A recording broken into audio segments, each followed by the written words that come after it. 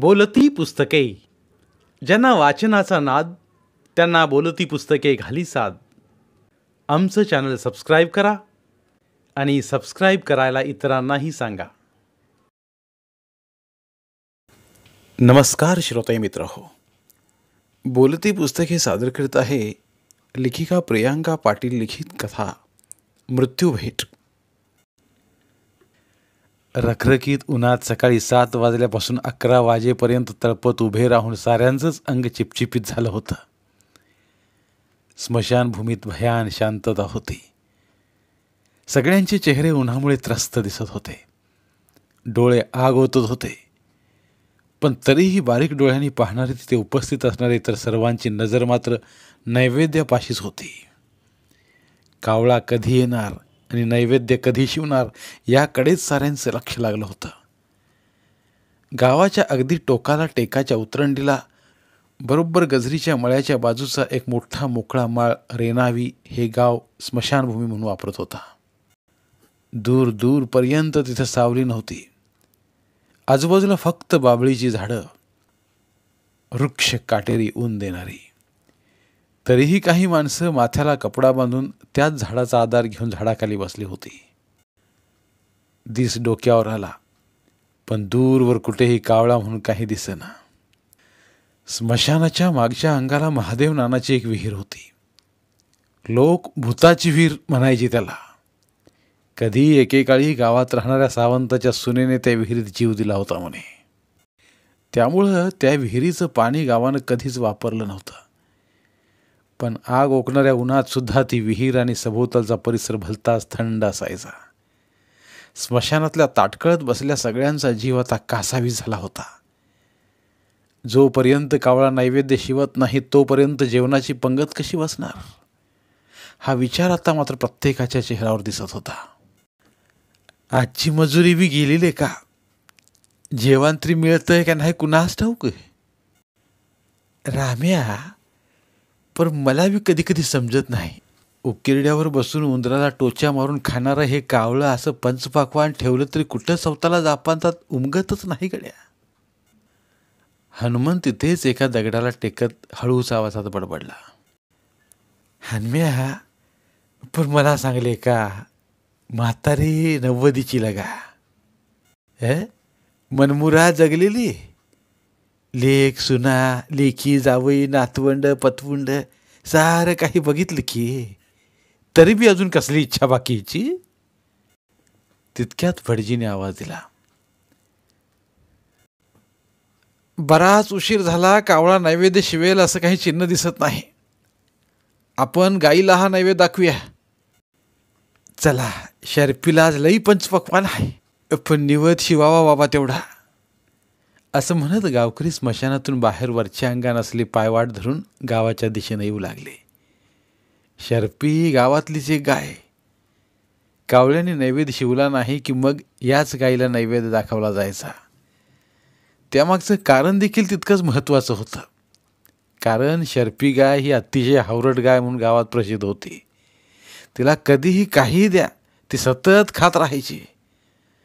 स्मशानातला नैवेद्य कावळ्यानं शिवला नाही की हमखास गावकरी स्मशानातून थेट शर्फी गाईच्या गोट्यात नैवेद्य घेऊन यायचे. खा आई खा, तुझ्या माघारी सगळं चांगलं बघतो.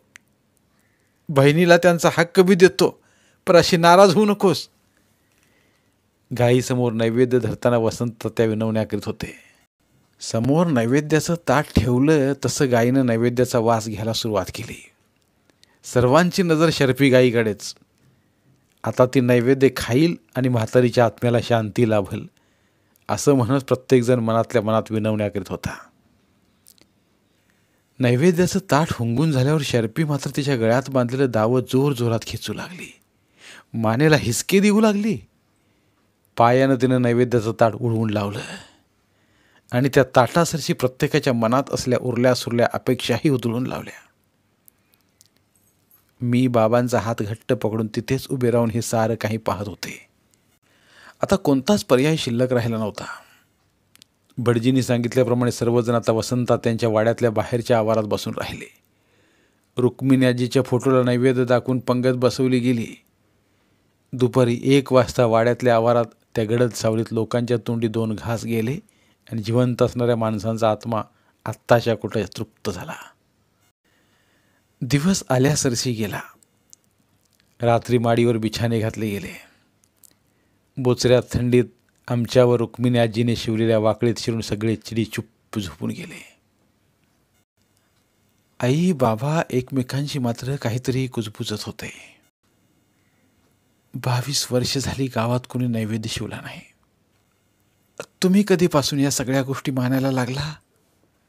छे ग, इथं मान्या न मानण्याचा प्रश्न येत नाही, पण आज मात्र थोडासा अस्वस्थ झालो खरा. गाईनं देखील नैवेद्य शिवू नये म्हणजे अजबच आहे ना सारं काही. आई बाबांच्या चाललेल्या त्या संवादाने मला जाग आली आणि मी देखील उठून बसले. स्मशानात झाल्या विधींबद्दल मला नेहमीच कुतूहल वाटत होतं, पण स्त्रियांना स्मशानात बंदी असल्याने त्या विधींबद्दल कधी जाणून घेण्याचा योगच आला नाही. आज बऱ्यापैकी सगळ्या गोष्टी मी पाहिल्या होत्या, पण त्याचे अर्थच सापडत नव्हते. मग अंगावर वाकळ गुंडाळून चांदण्याच्या त्या उजेडात नेहमीसारखी मी माझी प्रश्नावली सुरू केली. कुठे जातो मेल्यानंतर माणूस? काय होतं त्यांचं? वावरतो का तो असाच आजूबाजूला आपल्याच शरीरातून मुक्त झाल्यावर? समजत असेल का त्या आत्म्याला मागे सोडून गेल्या त्याच्या माणसांचं काय होत असेल ते? माझ्या एकामागून एक येणाऱ्या प्रश्नावर बाबांनी काहीच उत्तर दिलं नाही. त्याने फक्त इतकंच सांगितलं, शरीर सोडून जात असताना अपुऱ्या राहिलेल्या इच्छांचा पाठपुरावा करण्यासाठी भटकत राहतो आत्मा इकडे तिकडे. म्हणून परमेश्वराने दिलेलं हे धडधडीत शरीर आहे तोपर्यंत आपापल्या आत्म्याच्या राहिलेल्या अतृप्त इच्छांची पूर्ती शरीराकडून लगोलग करून घेतलेली बरे. पण मग आत्मा महत्वाचा की शरीर? अर्थात आत्मा. मग शरीर जाणार म्हणून इतका आक्रोश कशासाठी होतो? माध्यम जातंय याचं दुःख, बाकी काय. इलेक्ट्रिकल सगळी सामानं खूप उत्तम आहेत, पण वीजच नसेल तर त्या सामानांचा काय उपयोग? तसाच काहीसा हा प्रकार. आपल्या अपेक्षा इच्छा पूर्ण करून घेण्यासाठी शरीर हे आत्म्याला दिलेलं एक माध्यम. ते गेलं म्हणून आत्मा जात नाही, तो असतोच. आणि मग झोपा आता, नाहीतर आजी येईल वरती. बोलू आता परत मुंबईला गेल्यावर. मी परत काही विचारण्याच्या आतच बाबांनी तो विषय तिथेच संपवला. मी जवळून पाहिलेला, ऐकलेला, अप्रत्यक्ष अनुभवलेला बाबांच्या आत्तेचा म्हणजेच रुक्मिणी आजीचा तो पहिला मृत्यू होता. त्यामुळे मृत्यूसंदर्भात मनात असले अनेक प्रश्न सहज अलगद डोकं वर काढत होते. त्यानंतर रुक्मिणी आजीचं 13वं कार्य पूर्ण करून आम्ही मुंबईत परतलो.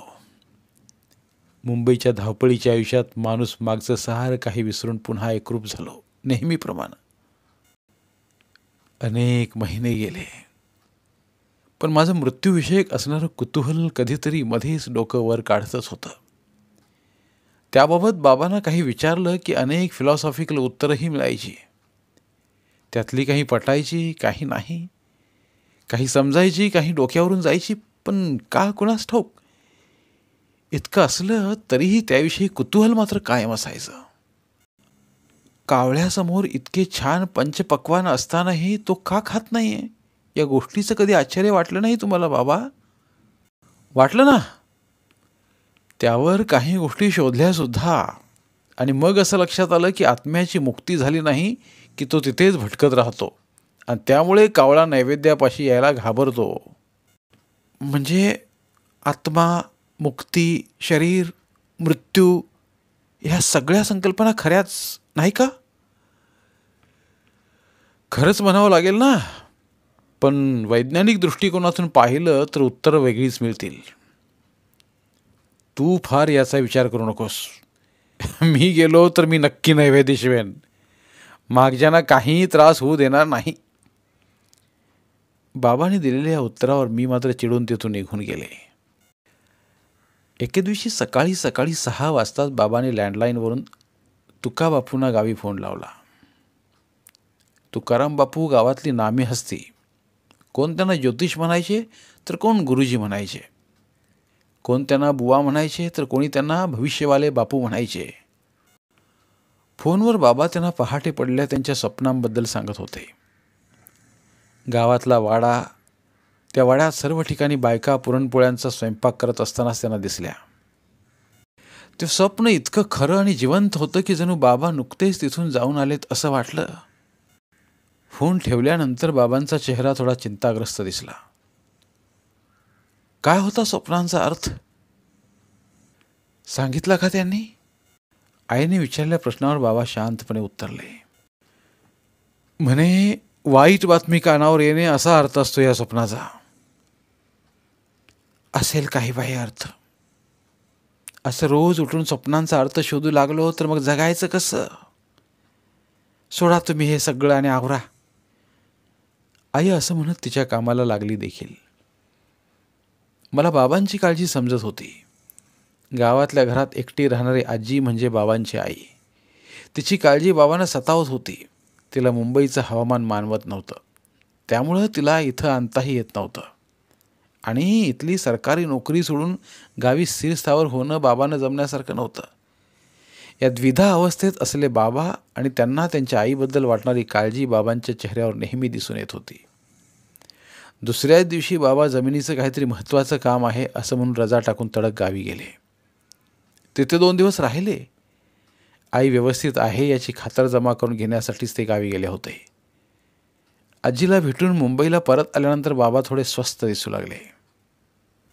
आपल्या माणसाबद्दल वाटणारी माया आणि काळजी माणसाला किती सहज खेचून आणते हे त्या दिवशी बाबांच्या निमित्ताने पुन्हा मी अनुभवलं. साधारण 7-8 दिवसांनी गावावरून फोन आला. तुका बापू गेले. बाबाने रिसिव्हर खाली ठेवला आणि शांत चेहऱ्याने ते बोलू लागले. वडील माणूस म्हणून गावाला लाभलेलं छत्रच आज हरवून गेलं होतं. स्वप्नांचा अर्थ लावत मी काळजीपोटी आईला भेटून आलो खरा, पण या गडबडीत तुका बापूंची भेट घेऊन राहिलं आणि आता ते कायमचंच राहिलं. बाबा तडक गावी निघाले. पुन्हा ते गाव, पुन्हा तीच स्मशानभूमी, पुन्हा ते रखरखीत ऊन, मागच्या अंगाला असलेली ती भूताची विहीर, आजूबाजूने असलेली ती वृक्ष बाभळीची काटेरी झाडं. कावळ्यानं नैवेद्य शिवा म्हणून प्रत्येकाच्या चेहऱ्यावर असला चिंताग्रस्त भाव. पुन्हा तो शर्पी गाईचा गोठा, नैवेद्य न शिवल्यामुळे अस्वस्थतेने उठलेली जेवणाची ती पंगत आणि मनात अनेक अनुत्तरित राहिले प्रश्न घेऊन पुन्हा गाव ते मुंबई असा अस्वस्थ करणारा बाबांचा प्रवास. 22 वर्ष झाली गावात मृत्यू पश्चात कोणाचाच नैवेद्य का शिवला जात नव्हता याची चर्चा आता तालुक्यापर्यंत गेली. गावात होम हवन व्हायला लागले. कोंबडं बकरं यांचे बळी देऊ जाऊ लागले. मसोबा, ताई माई, कंबळ भैरव, ताळबा साऱ्या देवांना साकडं घातलं जाऊ लागलं. पण कोणालाच न सुटलेलं हे कोडं मात्र आता पुढच्या मृत्यू पश्चात ठेवल्या जाणाऱ्या नैवेद्यावरच अवलंबून होतं. 2003 सालची ही गोष्ट. त्या दिवशी भल्या पहाटे बाबांनी मला आणि आईला आम्ही गाढ झोपलेलो असताना हलवून उठवलं. खूप घाबरले होते बाबा. 2 क्षण आम्हाला काही समजलंच नाही. आईनं गडबडनं उठून त्यांना पाणी प्यायला दिलं. जवळजवळ 5-10 मिनिटांनी त्यांनी थोडं शांत झाल्यावर एक भयानक स्वप्न पडलं असं सांगितलं. हे ऐकताच आईने शांतपणे त्यांना विचारलं, काय पडलं? तर म्हणे, स्वप्नात माझे सर्व दात निखळून भराभर पडत आहेत. खरं तर हे ऐकताना फार काही भयान वाटलं नाही, पण बाबांचा चेहरा पाहून मात्र खरंच काहीतरी भयंकर होतं याची जाणीव झाली. मग आता या स्वप्नांचा अर्थ कुठे शोधणार? तुका बापू तर गेले. मी काय म्हणते, आपण कुठेतरी काहीतरी पाहिलेलं मनातल्या कुठल्या तरी कप्प्यात तसंच साचून राहतं आणि मग मेंदू शांत होऊन झोपी गेला की तेच सारं नव्यानं दिसू लागतं इतकंच. मागच्या काही दिवसात तुमची प्रचंड धावपळ झाली. झोप कमी होते फार, त्यामुळे स्वप्नांचा विचार न करता शांतपणे झोपा, असं म्हणत आईने त्या विषयाला तिथेच पूर्णविराम दिला. दुसऱ्या दिवशी सर्व काही रोजच्या रुटीनप्रमाणे सुरू झालं. पण मला मात्र उगाचच काहीतरी वेगळं वाटलं. म्हणून दुकानातून स्वप्नांचे अर्थ हे पुस्तक विकत घेऊन बाबांना पडलेल्या स्वप्नांचा अर्थ मी वाचला. स्वप्नात स्वतःचे दात पडलेले पाहणे म्हणजे स्वतःचा मृत्यू जवळ येणे असा त्यात अर्थ होता. त्या अर्थी खाली त्यावरचे काही उपायही दिले होते. शनी मंदिरात तेल चढविणे, काळे तीळ दान करणे इत्यादी. आईबाबांच्या नकळत मी ते सारे उपाय केले, पण तरीही मी अस्वस्थच होते. काय अंधश्रद्धा घेऊन बसले मी, असं स्वतःची समजूत घालून तो विषय मी डोक्यातून काढून टाकला. पुढचे काही दिवस सारं काही सुरळीत चालू होतं, पण अचानक साधारण आठवड्याभरातच बाबांची तब्येत खालावली. त्यांना तातडीने हॉस्पिटलमध्ये ॲडमिट करावं लागलं. काहीच निदान लागेना. त्यांना लगेचच ICUमध्ये भरती केलं. 2 तासांनी डॉक्टरांनी सांगितलं की ते सेमी कोमामध्ये गेलेत. काही सांगता येत नाही. आईला यापूर्वी इतकं हतबल मी कधीच पाहिलं नव्हतं. ICU बाहेर असल्या लांब लाकडी टेबलावर मी आणि आई शांतपणे बसलो होतो आणि मग बाबांनी सांगितलेलं ते स्वप्न प्रत्यक्ष माझ्या अवतीभोवती घुमू लागलं. उपाय देखील मी केले होते. मग हे असं अचानक का? कशासाठी? सारं काही छान चालू असताना हे असं का? याची कोणाकडेच उत्तरे नव्हती. आई आणि माझ्यातल्या त्या 2 दिवसातला संवाद निशब्द होता. आईच्या चेहऱ्यावर एक वेगळंच तेज दिसत होतं. इतक्या धावपळीत आणि थकव्यात पण तिच्या कपाळावरची लाल बुंद टिकली विलक्षण दिसत होती. 2 दिवसांनी बाबा सेमी कोमातून बाहेर आले, पण तरीही आउट ऑफ डेंजर नव्हते. अवस्था क्रिटिकलच होती. त्यामुळं मी आणि आईनं देखील आमचं बसताना हॉस्पिटलमध्येच बसवलं होतं. गेले 3-4 दिवस आई आणि मी नीट झोपलेच नव्हतो. मध्यरात्रीचे 3 वाजले होते. त्या रात्री बाबांच्या खोलीत ICUमध्ये बाजूला ठेवल्या स्टूलवर मी बसून होते. बाबांना ऑक्सिजन लावला होता. त्यांच्या छातीवर हात ठेवून पाहिलं. हृदय धडधडत होतं. त्यांच्या डोक्यावरून हात फिरवला आणि त्यांना सांगितलं, होतात असे पटकन बरे व्हा आणि लवकर घरी परत या. गावी कोणालाच काही कळवलं नव्हतं, कारण खात्री होती बाबा लवकर बरे होतील. तितक्यात बाहेर काहीतरी दिसलं, भासलं. दरवाजाच्या मध्यभागी असलेल्या त्या काचेच्या चौकटीतून कोणीतरी डोकावत असल्याचा भास झाला. मला वाटलं आई असेल. मी शांतपणे ICUमधून बाहेर आले, पण बाहेर आई गाढ झोपली होती. इकडे तिकडे पाहून अंदाज घेण्याचा प्रयत्न केला, पण सगळीकडे सामसूम होती. ICUच्या बाहेरच्या कॉरिडॉरमध्ये शांतता होती. रिसेप्शनच्या टेबलाजवळ असली बाई टेबलावरच डोकं टेकून झोपी गेली होती. काही वेळापूर्वी नर्सच्या होणाऱ्या फेऱ्या आता थांबल्या होत्या. मी सुद्धा तिथेच आई शेजारी येऊन झोपी गेले. कित्येक दिवसांनी आम्हा मायलेकींना अशी शांत झोप लागली असावी. एक्सक्यूज मी मॅडम, उठताय ना? हॅलो हॅलो हॅलो, प्लीज उठा उठा. तिथली सिनियर नर्स मला आणि आईला जागे करत होती. तुम्हाला डॉक्टरांनी आत बोलावलं आहे, असं म्हणत ती आतमध्ये निघून गेली. आई आणि मी तिच्या मागे ICUमध्ये गेलो. बाबांच्या बेडच्या बाजूला डॉक्टर उभे होते. नर्स देखील तिथेच उभी होती. बाबांच्या बेडच्या बाजूला असलेल्या हार्टबीट मॉनिटरवर कालपर्यंत दिसणारी डोंगर पर्वतांसारखी उभी आडवी रेष आता सरळ स्तब्ध दिसत होती. त्यांच्या तोंडावरचा ऑक्सिजन मास्क काढला होता. बाबा निश्चित शांतपणे झोपले होते. कोणतीही हालचाल आता होत नव्हती. पुढे जाऊन मी त्यांच्या छातीवर हात ठेवला. काल रात्री हृदयाचे वाजणारे ठोके आता कुठेच जाणवत नव्हते. सारं शांत झालं होतं. चिडीचूप. आईचं हमसून हमसून रडणं सुरू झालं. 5 दिवस आतमध्ये दाबून ठेवला आक्रोश तिच्या डोळ्यांमध्ये हळूहळू बाहेर पडत होता. बघा थोडंसं छातीला हलवून काय होतंय का? परत जीव येतो म्हणे, असं ती डॉक्टरांना विनवित होती. मी वळून त्या दाराकडं पाहिलं. रात्री डोकावत असणाऱ्या त्या काळ्या आकृतीला मी पाहिलं होतं की तो फक्त माझा एक भास होता. कुणास ठाऊक? नाही, तो भास नव्हताच. मी नक्कीच काहीतरी पाहिलं होतं, पण मग काय होतं? तो मृत्यू होता का? इतक्या शांतपणे येतो का? आणि आसपासच्यांना इतकं शांत झोपू देतो तो? कोणालाच काहीच कळू न देता सारं काही बदलून जातो गुपचूप. इतका संयत असतो तो. असा असतो मृत्यू. बरोबर 8 दिवसांपूर्वी बाबांना जे स्वप्न पडलं होतं तो संकेत होता की आणखीन काही समजलं नाही. बातमी गावापर्यंत वाऱ्यासारखी पसरत गेली. आजीला यातलं काही सांगितलं गेलं नाही. सकाळीच बातमी गावी समजल्यामुळे माणसं शेताला गेली नाहीत. गावात चुली पेटल्या नाहीत. जिकडे तिकडे गाव कट्ट्यावर बाबांच्या अचानक जाण्यावर चर्चा होऊ लागल्या. कोण सांगत होतं सकाळी आमच्या घरावर घुबड येऊन बसलं होतं, तर कोण म्हणत होतं म्हातारी सकाळी देवपूजा करत असताना दिवाच लागत नव्हता म्हणे. एकाचं 2, 2चे 4 अशी बातमी दिशा दिसेल त्या दिशेने वाहत चालली होती पाण्यासारखी. सकाळी 10 वाजेपर्यंत हॉस्पिटलमधून बाबांचं पार्थिव मुंबईतल्या घरी आणायचं ठरवलं, पण खूप उशीर झाला होता.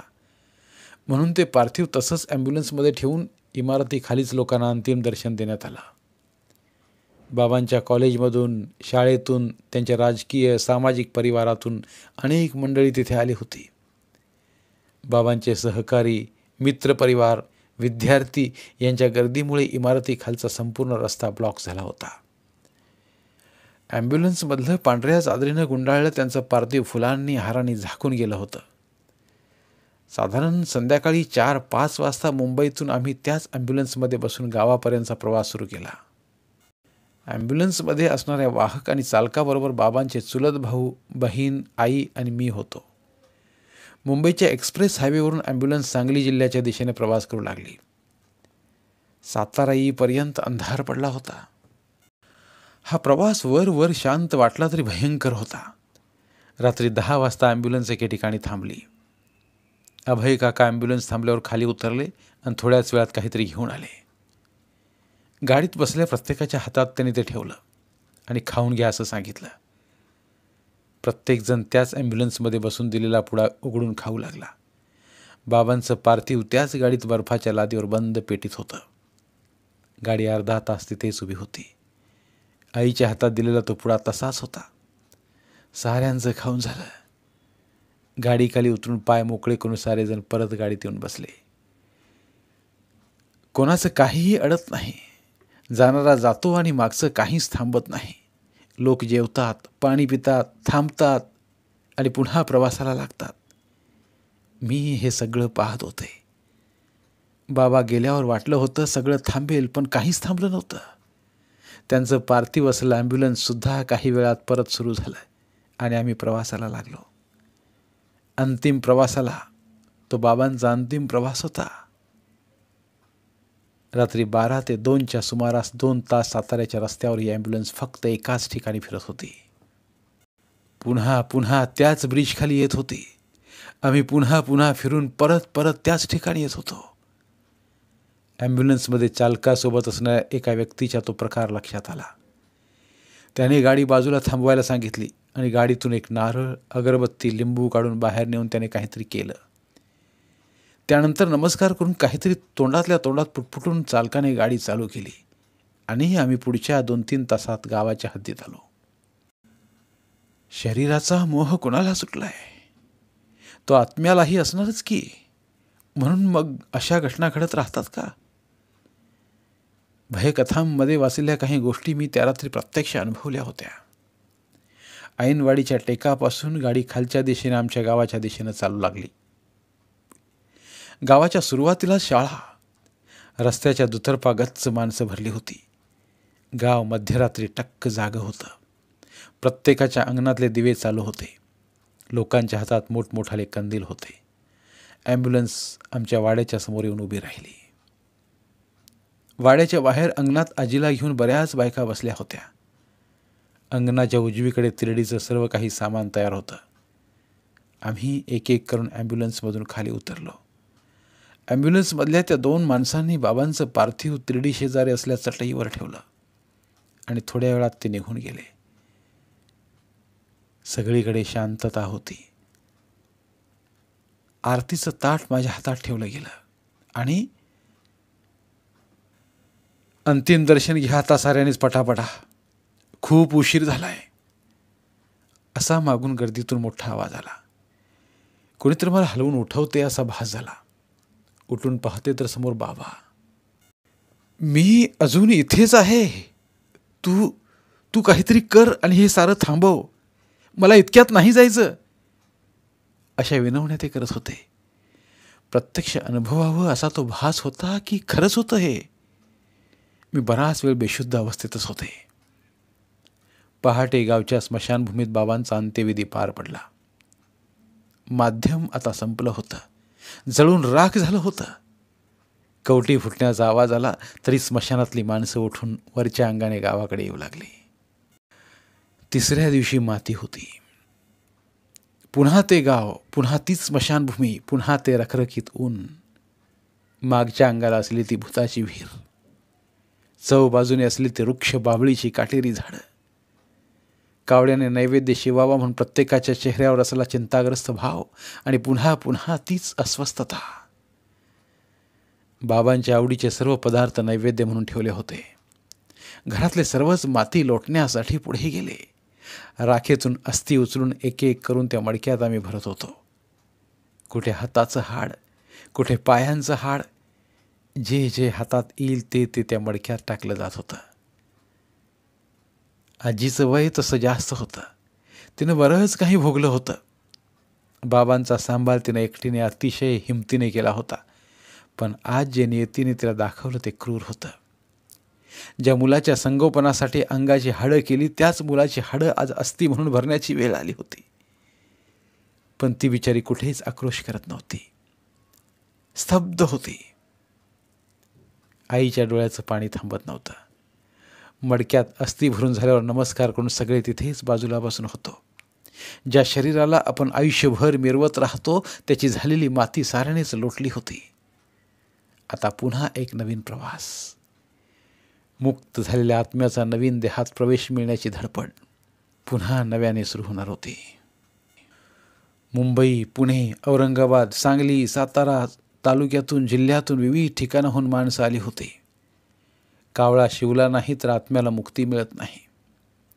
तो असाच भटकत राहतो असं ऐकलं होतं. आणि तितक्याच स्मशानभूमीत टाळ्यांचा कडकडाट झाला. मी इकडं तिकडं पाहिलं.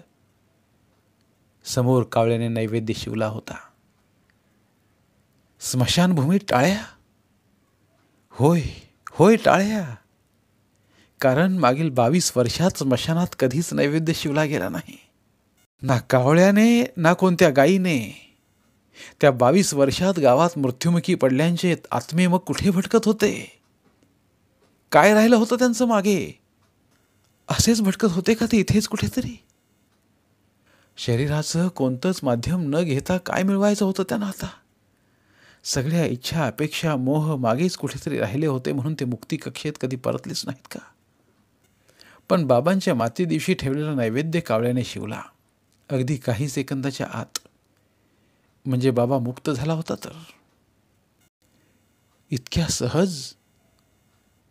त्यांचं काहीच मागे राहिलं नव्हतं.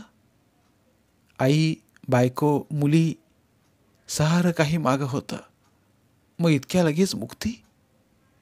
तीही इतक्या सहज? मागे काहीच न ठेवता? कसं शक्य आहे? मृत्यूच्या या अनपेक्षित भेटीनं माझ्या बालमनावर असंख्य अनुत्तरित प्रश्न कोरले गेले होते, ज्यांची उत्तरं मला कधीच मिळाली नाहीत. बाबा गेल्यानंतर गेल्या 10 वर्षात अनेक मृत्यू मी पाहिले, ऐकले. पण तरीही मृत्यूविषयक माझ्या मनात असलेलं कुतूहल आज तागायत तसंच होतं. एक दिवशी अचानक सकाळी मीही घाबरतच उठले. भयंकर स्वप्न पाहिलं होतं मी. तेच स्वप्न, अगदी तसंच. हो हो हो, तसंच स्वप्न जे बाबांनी पाहिलं होतं. पण यावेळी मी त्यावर कोणतेच उपाय केले नाहीत. कारण मला माहीत होतं उपाय करून बाबा देखील थांबले नव्हतेच की. आणि पुढच्या 15 दिवसात माझी भेट झाली माझ्याच अपघाताशी. एक भयंकर जीवघेण्या अपघाताशी. मी मृत्यूला भेटले पुन्हा एकदा. पण यावेळी मात्र अगदी जवळून. ते स्वप्न, तो अपघात ती ICUची खोली. मध्यरात्री दरवाजाच्या मध्यभागी असलेल्या काचेच्या चौकोनातून डोकावणारी ती आकार नसलेली काळी आकृती. आणि आणि तो मृत्यू. हो, मृत्यूच. फार जवळून भेट झाली त्याची. डॉक्टरांनी फक्त 48 तासांची मुदत दिली होती माझ्यासाठी. त्याच्या आत जर मी शुद्धीवर नाही आले तर मीही मुक्त होणार होते. मी शुद्धीवर आले. दरवाजापाशी त्या काचेच्या चौकोनात डोकावून मी पाहिलं. बाहेर आले तर आई बाहेरच्या बाकड्यावर गाढ झोपली होती. इकडे तिकडे पाहून अंदाज घेण्याचा प्रयत्न केला, पण सगळीकडे सामसूम होती. ICUच्या बाहेरच्या कॉरिडॉरमध्ये शांतता होती. रिसेप्शनच्या टेबलाजवळ असली बाई टेबलावरच डोके टेकून झोपी गेली होती. काही वेळापूर्वी नर्सच्या होणाऱ्या फेऱ्या आता थांबल्या होत्या. मी परत आतमध्ये आले. समोर स्वतःलाच बेडवर झोपलेलं पाहून घाबरले. जोरात किंचाळले, पण कोणाला ऐकू गेलंच नाही. डोळे गच्च मिटून घेतले. सकाळी जेव्हा शुद्ध आली तेव्हा समोर आई होती, डॉक्टर, नर्स होते. सगळ्यांच्या चेहऱ्यावर स्मित हास्य होतं. मी सहज डोकावून पुन्हा त्या दरवाजाकडे पाहिलं, पण तिथं काहीच नव्हतं. मी जिवंत होते. शरीर नावाचं माध्यम अजूनही माझ्याकडे होतं, नीट, व्यवस्थित, शाबूत. या साऱ्यातून एक गोष्ट मात्र मला नक्की समजली, ती म्हणजे तुम्ही मृत्यूला भेटून पुन्हा आयुष्याकडे येण्याच्या परतीच्या प्रवासाचे दान मृत्यू प्रत्येकाच्या पदरात टाकत नाही. आणि ज्यांच्या पदरात मृत्यू हे दान टाकतो तो मात्र रोज एक नवा मृत्यू नव्याने जगत असतो, गुपचूप. बाबा बरोबरच म्हणत होते, शरीर फक्त माध्यम असतं, आत्मा महत्त्वाचा. कदाचित माझं मागे बरंच काही बाकी होतं, म्हणून मृत्यूने मला दिलेलं ते एक दान होतं. जा जा, तुझं माध्यम तुझ्यापाशी आहे, जगून घे, नाहीतर अशीच भटकत राहशील येथेच उगाचच. असं मृत्यूने मला ठणकावून सांगितलं होतं. शरीर नावाचं माध्यम आता मृत्यू माझ्यापाशी सोडून गेला होता. त्या रात्री त्याच्या आणि माझ्यात चाललेल्या लपंडावात मी जिंकले होते. माणसं सहज जीव देतात, सहज जीव घेतात. रोज लाखो जीव सहज जातात सुद्धा, पण मृत्यूला गाठण्याचा हा पल्ला इतका साधा सोपा नक्कीच नसेल.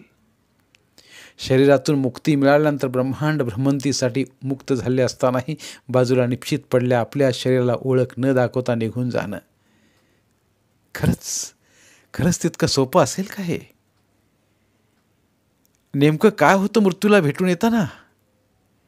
जिवंत माणसाचं त्या क्षणाला आणि येणाऱ्या पुढच्याच मृत्यूक्षणी काय होत असावं? गेली कित्येक वर्षे असे अनेक प्रश्न सतत माझा पिच्छा पुरवत होते. मला या प्रश्नांची उत्तरं तर कधी मिळाली नाहीतच, पण याच प्रश्नांनी मात्र अनेक प्रश्न पुन्हा नव्याने माझ्या मनात निर्माण केले. या प्रश्नांची उत्तरं शोधण्याचा जितका प्रयत्न मी करत गेले तितकीच त्यांची गुंफण आणखी किचकट होत गेली. तितक्यात दरवाजातून कोणीतरी आत आल्याचं लक्षात आलं. काय ही पोरगी दार सुद्धा लावून घेत नाही आतमधून, असं म्हणत मुख्य दरवाजातून आत येत आजीने माझ्या तळ हातावर प्रसाद ठेवला. तू मंदिरात कधी गेलीस? तू तर झोपली होतीस ना? जाताना तुला आवाज देऊन गेले होते मी. कुठल्या विश्वात हरवलेली असतेस कुणास ठाऊक. अगं माझं लक्ष नसेल, पण तू कशाला गेलीस बाहेर? बरं वाटत नव्हतं ना तुला? बरं वाटतंय मला आता, पण आज उगाच अस्वस्थ वाटत होतं, म्हणून म्हटलं मंदिर बंद होण्यापूर्वी थोडं मंदिरात जाऊन येऊयात, त्याचाच हा प्रसाद. बरं मग आता तरी निवांत झोपशील का? थोडं बरं वाटेल, उशीर झालाय तसाही. हो झोपतेच आता. तू दार आधी नीट लावून घे आणि कर मग तुझं काय काम करायचंय ते, नाहीतर परत मगाशी सारखं तसंच दार उघडं ठेवून काम करत बसशील. असं बडबड करीत आजी आतमधल्या बेडवर जाऊन शांत झोपली. मी घराचा मुख्य दरवाजा लावून घेतला आणि माझ्या कामात पुन्हा कधी हरवून गेले समजलंच नाही. रात्रीचे 2 वाजले, लक्षातच आलं नाही. समोरच्या कामाचा सारा पसारा आवरून बाजूला ठेवला आणि झोपायला जाणारच होते, पण एकदा आजी शांत झोपली आहे का हे पाहण्यासाठी म्हणून तिच्या खोलीच्या दिशेने जाऊ लागले. पण तितक्यातच दारापाशी मला आकार नसलेली एक काळी आकृती दिसली. होय, काळी आकृती. हो हो, काळी आकृतीच. पुन्हा पुन्हा. धन्यवाद. पुन्हा भेटूया एका नवीन कथेसह.